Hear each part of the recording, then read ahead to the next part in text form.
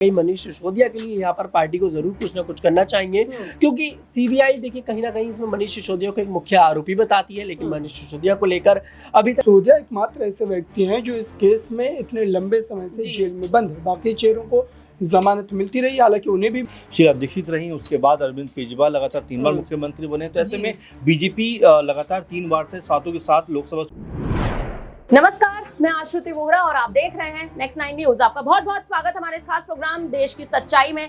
बात करने जा रहे हैं मनीष सिसोदिया के बारे में, दिल्ली के बारे में, दिल्ली में आने वाले 2025 के विधानसभा चुनाव के बारे में, क्योंकि इस समय जो दिल्ली के मौजूदा मुख्यमंत्री हैं अरविंद केजरीवाल, उनकी रिहाई होते होते रह गई है। हाईकोर्ट ने उनकी रिहाई पर मौजूदा स्थिति में स्टे लगा दिया है, लेकिन सवाल उठता है कि चलिए अरविंद केजरीवाल के आने वाले समय में सुनवाई तो होगी, लेकिन मनीष सिसोदिया आखिर इस पूरी कड़ी में कहां मौजूद है? मनीष सिसोदिया आखिर कहां है और आखिर कब मनीष सिसोदिया की रिहाई होती नजर आएगी? और सबसे बड़ा सवाल ये कि मनीष सिसोदिया आखिर जो इतने लंबे समय से गुहार लगाते नजर आ रहे हैं कि उन्हें अपने परिवार से मिलना है, उन्हें अपनी बीमार पत्नी के साथ रहना है, उनके स्वास्थ्य का ख्याल रखना है, आखिर कोर्ट इन सब बातों को लगातार नजरअंदाज करता क्यों नजर आ रहा है? इसी मुद्दे पर लगातार चर्चा करेंगे। हमारे न्यूज रूम में हमारे तमाम सहयोगी हमारे साथ मौजूद हैं, उनसे पूछेंगे, जानेंगे कि आखिर दिल्ली में जिस हिसाब से समीकरण कहीं ना कहीं बदलता नजर आ रहा है, मनीष सिसोदिया की रिहाई आखिर कब होती नजर आएगी?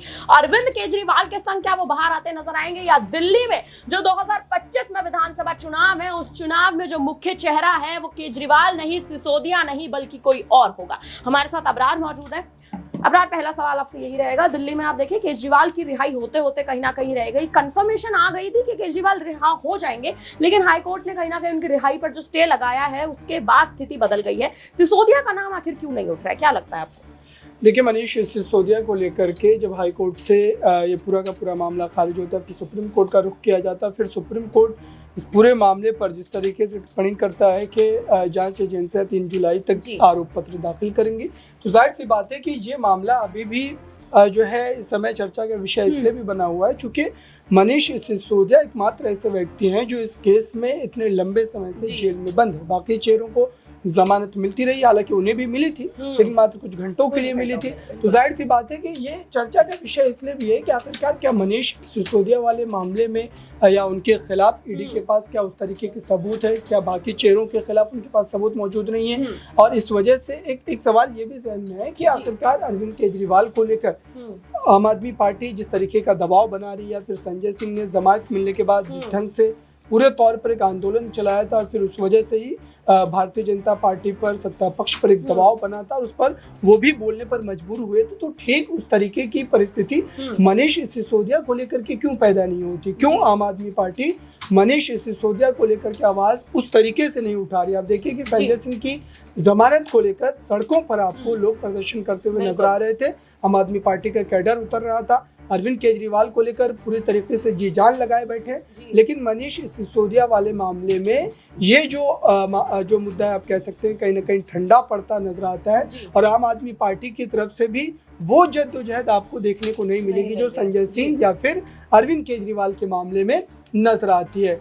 हाई कोर्ट ने जो मामला खारिज किया है, जाहिर सी बात है कि अब 3 जुलाई तक का इंतजार तो करना ही पड़ेगा, क्योंकि आरोप पत्र दाखिल होने के बाद ही वो फिर से एक बार अपने पक्ष को रख सकते हैं। तो जाहिर सी बात है कि इस पूरे मुद्दे को लेकर अब जो है सियासत भी काफ़ी ज़्यादा गहराती चली जा रही है। चूँकि आम आदमी पार्टी किसी एक चेहरे की लड़ाई लड़ना शुरू करती है तो वैसे ही दूसरे चेहरे के खिलाफ फिर से एक बार सीबीआई ईडी जो है वो पूरे के पूरे जो है मामले को उस तरीके से लपेटने की कोशिश करती है, और यही चीज़ हो रही है। अब देखिए अरविंद केजरीवाल वाले मामले में क्या हुआ, उनको जमानत मिलती है और ड्रामाई तौर पर रातों रात जो है इस पूरे मामले को किस तरीके से समेटा जाता है, हाई कोर्ट का रुख किया जाता है। 10 बजे 11 बजे तक जो है हाई कोर्ट इस पर स्टे लगाता है और फिर स्टे लगाने के बाद 1 हफ्ते का वक्त मिल जाता है। तो कुल मिलाकर के जो ईडी सीबीआई की तरफ से कोशिश है वो यही है कि जितने ज़्यादा समय तक इन चेहरों को जेल में रखा जाए, कहीं ना कहीं कोर्ट को इस तरीके से सबूत मुहैया करवाया जाए या फिर इस तरीके के पक्ष रखे जाए ताकि इनकी जेल से रिहाई जो है वो जल्द से जल्द ना हो सके। क्योंकि अगर जेल से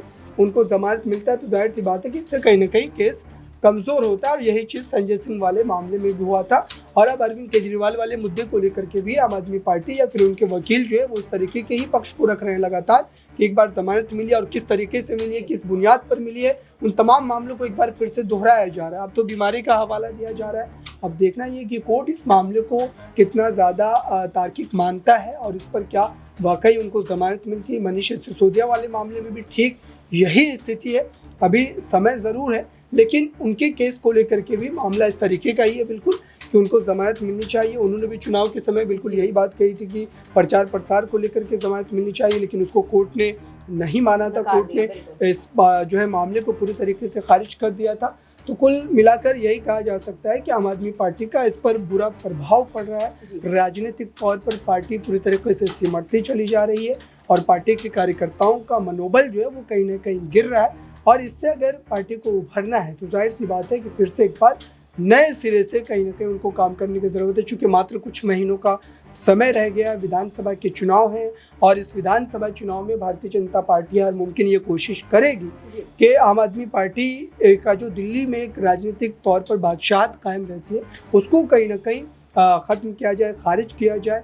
क्योंकि भाजपा ये बदला लेने की कोशिश करेगी कि एमसीडी में जो उनको करारी शिकस्त का सामना करना पड़ा था, 15 वर्षों से उनकी सरकार जो चल रही थी उसका बदला लिया जाए इस बार के विधानसभा चुनाव में।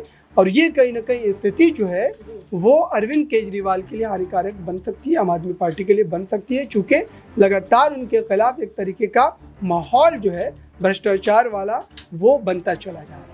आम आदमी पार्टी की जो स्थिति है कहीं ना कहीं दिल्ली में वो एक तरह से कहें तो कहीं ना कहीं संगीन मानी जा रही है। लेकिन अभी भी दिल्ली में मुद्दा इसी बात पे कहीं ना कहीं चर्चाएं जो हैं वो लगातार तेज हैं कि आखिर आम आदमी पार्टी 2025 के विधानसभा चुनाव में ऐसी क्या रणनीति बनाएगी अगर अरविंद केजरीवाल और मनीष सिसोदिया दोनों जेल में बने रहे। हमारे साथ तनुज मौजूद है। तनुज, आपसे सवाल रहेगा। देखिए, जिस हिसाब से दिल्ली में कहीं ना कहीं सिसोदिया अभी भी जेल में है, लगातार आप देखिए वो कोशिश तो कर रहे हैं कि उनके पक्ष में बातें हैं, उनके पक्ष में सबूत रखे जाए, लेकिन अरविंद केजरीवाल के नाम पर लगातार आप देखिए सुनवाई हो रही है, सिसोदिया का नाम ही नहीं उठ रहा है। 2025 विधानसभा चुनाव में क्या रणनीति देखते हैं? देखिए, बिल्कुल यहाँ पर मनीष सिसोदिया को लेकर आम आदमी पार्टी भी कहीं ना कहीं एक्टिव नजर नहीं आती है। जिस तरह से अरविंद केजरीवाल को लेकर पार्टी यहाँ पर एक्टिव नजर आती है। अरविंद केजरीवाल पहले चुनाव प्रचार के लिए जेल से बाहर आए थे और अब कहीं ना कहीं अरविंद केजरीवाल की जमानत पर एक बार फिर से कहीं ना कहीं मोहर लगती दिखाई दे रही है रावजवेनी कोर्ट से। तो उन्हें देखिए जमानत मिल चुकी है, लेकिन यहाँ पर हाई कोर्ट ने अभी फिलहाल के लिए रोक लगा दी जब तक सुनवाई चलेगी। लेकिन वही बात अगर करी जाए मनीष सिसोदिया की, तो मनीष सिसोदिया तकरीबन देखिए 1.5 साल से जेल में बंद है और एक बार भी उन्हें सही तरीके से जमानत नहीं मिल पाई है।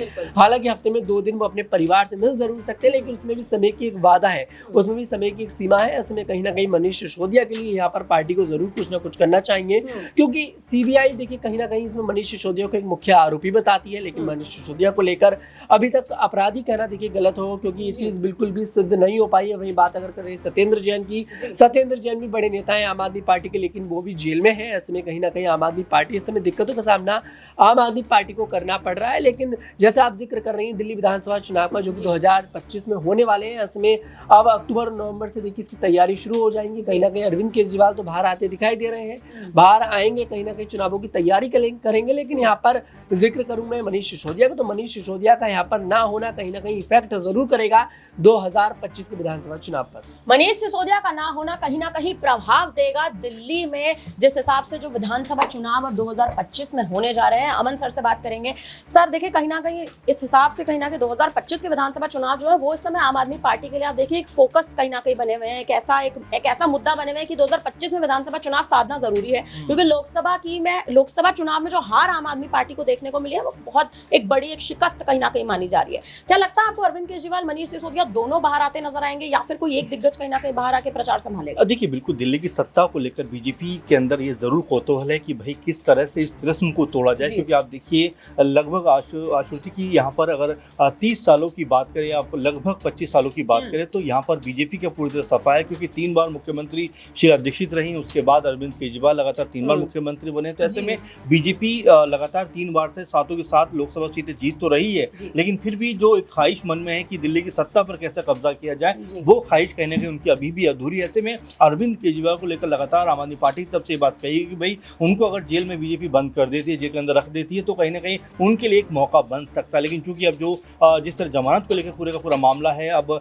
कल या परसों में फैसला आ सकता है कि वो जेल से बाहर आएंगे या नहीं आएंगे, इसको लेकर सबकी निगाहें लगी हुई। लेकिन सबसे महत्वपूर्ण बात की देखिए, अगर अरविंद केजरीवाल जेल से बाहर आते हैं तो आम आदमी पार्टी के लिए कहीं ना कहीं एक बड़ी और अहम बात हो सकती है, क्योंकि अभी 3-4 महीने से भी ज़्यादा का वक्त है चुनाव होने में दिल्ली के। तो ऐसे में एक बड़ा रोड मैप वो तैयार कर सकते हैं, एक रणनीति वो बना सकते हैं, एक पॉलिसी या जो कह सकते हैं कि बिसात है चुनावी वो बिछा सकते हैं। और ऐसे में अगर उनका बाहर आना आम आदमी पार्टी के लिए और बीजेपी के लिए, दोनों के लिए कह सकते हैं कि एक के लिए बहुत खुशी की बात है तो एक के लिए बहुत दुख की बात है। लेकिन इन सब के बीच कहीं ना कहीं मनीष सिसोदिया के ऊपर बात नहीं हो रही, जो लगातार सलाखों के पीछे बंद है। लगभग 1.5 साल का वक्त होने को आ गया, लेकिन अभी भी वो सलाखों के पीछे बंद है। आम आदमी पार्टी के तमाम सारे लोग अरविंद केजरीवाल के बारे में तो बातें करते हैं, लेकिन मनीष सिसोदिया जिनको शिक्षा जगत में क्रांति के लिए जाना जाता है दिल्ली में खासकर, तो ऐसे में महत्वपूर्ण बात ये हो जाती है कि क्या अब आने वाले दिनों में यहाँ से मनीष सिसोदिया को लेकर भी एक मामला तेज होता हुआ नजर आएगा? क्या केजरीवाल की तर्ज पर या यूं कहें संजय सिंह की तर्ज पर क्या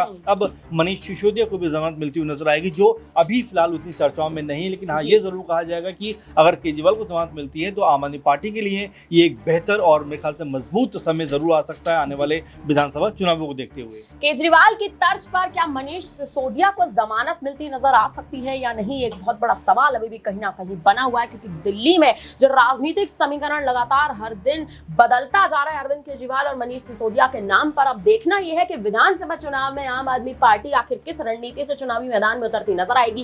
केजरीवाल क्या उनको जमानत मिलती नजर आएगी? क्या मनीष सिसोदिया लंबे समय तक अभी भी जेल में, जिस हिसाब से कहीं ना कहीं जेल में बंद है, क्या अभी भी मनीष सिसोदिया की रिहाई नहीं होगी या होगी? ये तमाम बड़े सवाल हैं जो दिल्ली की सियासत से इस वक्त कहीं ना कहीं जुड़े हुए हैं, दिल्ली की सियासत से कहीं ना कहीं उभरते नजर आ रहे हैं। फिलहाल इस पर अब आप क्या कहेंगे, आप हमें कमेंट करके जरूर बताएं। और तमाम बड़ी खबरों के लिए बने रहे हमारे साथ, देखते रहिए नेक्स्ट 9 न्यूज।